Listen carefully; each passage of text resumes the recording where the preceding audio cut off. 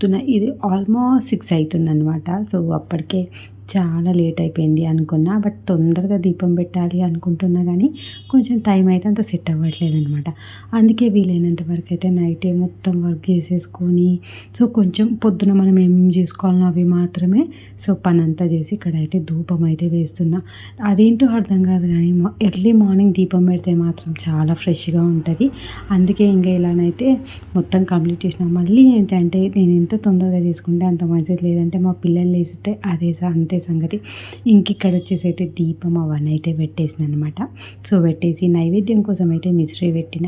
అలాగే ఏంటి అంటే రొట్టెలు కాల్చేది ఉంటుంది కదా, మన రోల్స్ చేసేది అక్కడిక్కడ చిమ్మట. సో, దాంతోనైతే హారతి పెట్టుకుంటా. వీలైనంత వరకు మా ఆయన మెలుకుతూ ఉంటే మ్యాక్సిమం ఆయనతోనే ముట్టిపిస్తా.